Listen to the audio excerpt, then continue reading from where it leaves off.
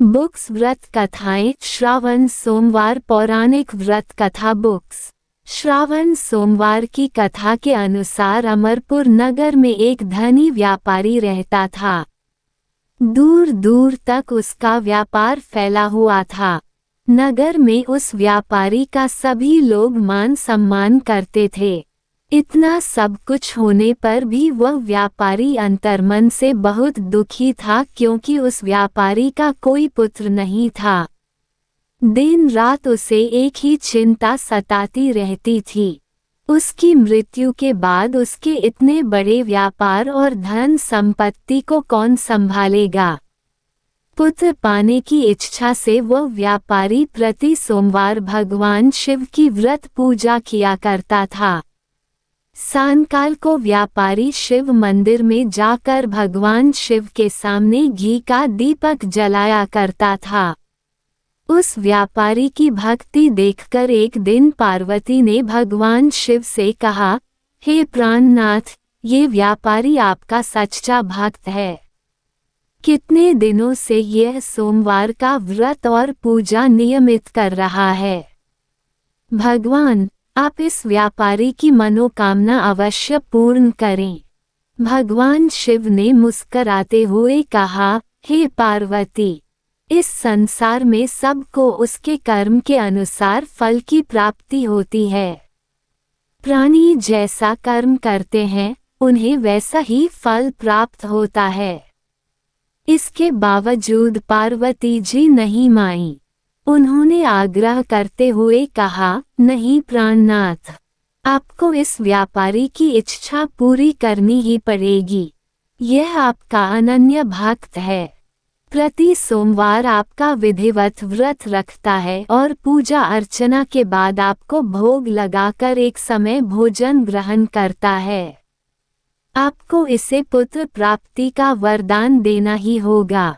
पार्वती का इतना आग्रह देखकर भगवान शिव ने कहा, तुम्हारे आग्रह पर मैं इस व्यापारी को पुत्र प्राप्ति का वरदान देता हूँ, लेकिन इसका पुत्र 16 वर्ष से अधिक जीवित नहीं रहेगा। उसी रात भगवान शिव ने स्वप्न में उस व्यापारी को दर्शन देकर उसे पुत्र प्राप्ति का वरदान दिया और उसके पुत्र के 16 वर्ष तक जीवित रहने की बात भी बताई। भगवान के वरदान से व्यापारी को खुशी तो हुई, लेकिन पुत्र की अल्पायु की चिंता ने उस खुशी को नष्ट कर दिया। व्यापारी पहले की तरह सोमवार का विधिवत व्रत करता रहा। कुछ महीने पश्चात उसके घर अति सुंदर पुत्र उत्पन्न हुआ। पुत्र जन्म से व्यापारी के घर में खुशियां भर गईं।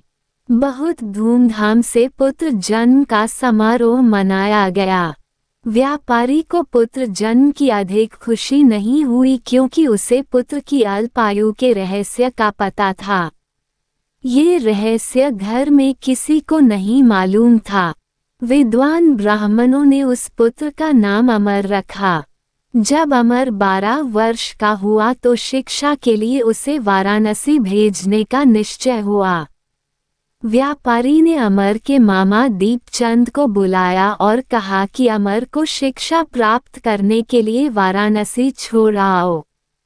अमर अपने मामा के साथ शिक्षा प्राप्त करने के लिए चल दिया। रास्ते में जहां भी अमर और दीपचंद रात्रि विश्राम के लिए ठहरते, वहीं यज्ञ करते और ब्राह्मणों को भोजन कराते थे। लंबी यात्रा के बाद अमर और दीपचंद एक नगर में पहुंचे। उस नगर के राजा की कन्या के विवाह की खुशी में पूरे नगर को सजाया गया था।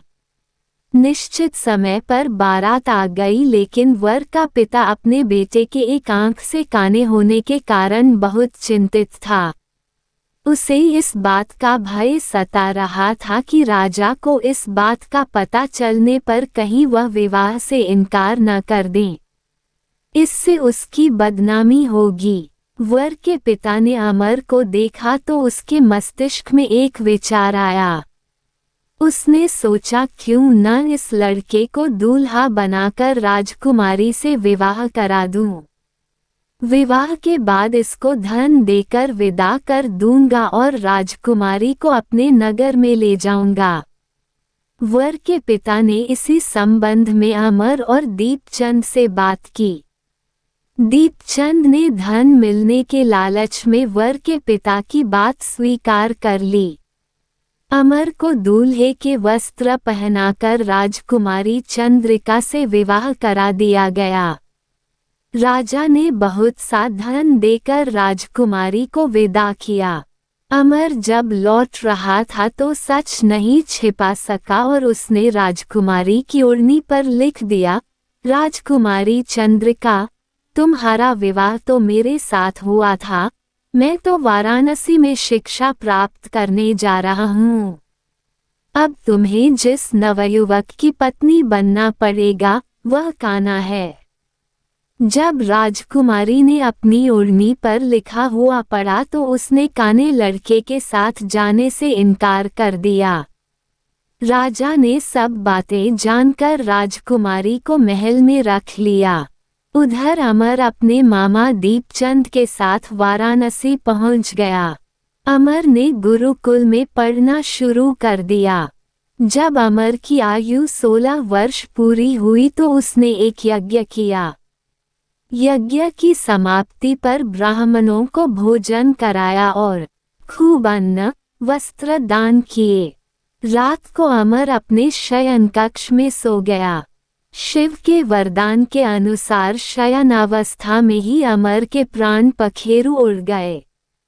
सूर्योदय पर मामा अमर को मृत देखकर रोने पीटने लगा। आसपास के लोग भी एकत्र होकर दुख प्रकट करने लगे।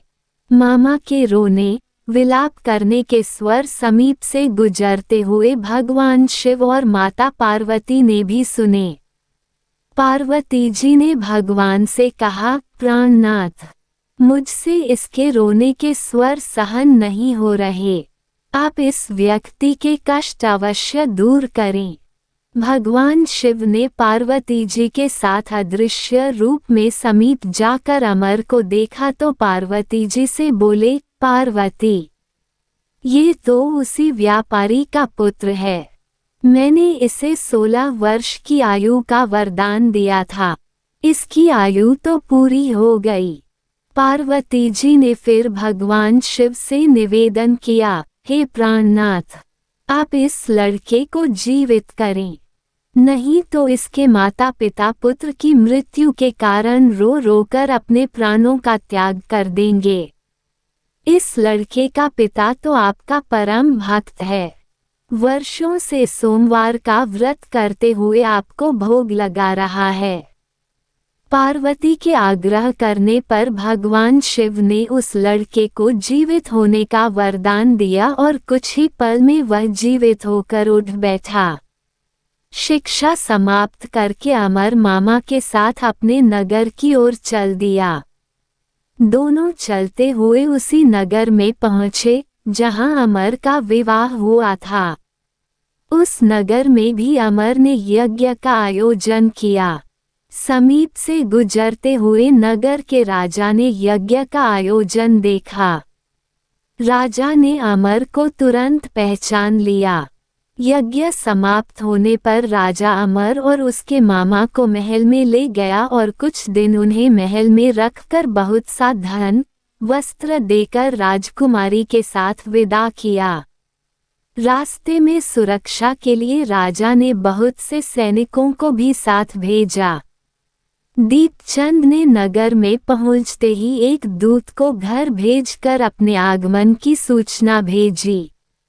अपने बेटे अमर के जीवित वापस लौटने की सूचना से व्यापारी बहुत प्रसन्न हुआ। व्यापारी ने अपनी पत्नी के साथ स्वयं को एक कमरे में बंद कर रखा था। भूखे प्यासे रहकर व्यापारी और उसकी पत्नी बेटे की प्रतीक्षा कर रहे थे। उन्होंने प्रतिज्ञा कर रखी थी कि यदि उन्हें अपने बेटे की मृत्यु का समाचार मिला तो दोनों अपने प्राण त्याग देंगे। व्यापारी अपनी पत्नी और मित्रों के साथ नगर के द्वार पर पहुंचा। अपने बेटे के विवाह का समाचार सुनकर पुत्रवधू राजकुमारी चंद्रिका को देखकर उसकी खुशी का ठिकाना न रहा। उसी रात भगवान शिव ने व्यापारी के स्वप्न में आकर कहा, हे श्रेष्ठी, मैंने तेरे सोमवार के व्रत करने और व्रत कथा सुनने से प्रसन्न होकर तेरे पुत्र को लंबी आयु प्रदान की है। व्यापारी बहुत प्रसन्न हुआ। सोमवार का व्रत करने से व्यापारी के घर में खुशियां लौट आईं। शास्त्रों में लिखा है कि जो स्त्री पुरुष सोमवार का विधिवत व्रत करते और व्रत कथा सुनते हैं उनकी सभी इच्छाएं पूरी होती हैं।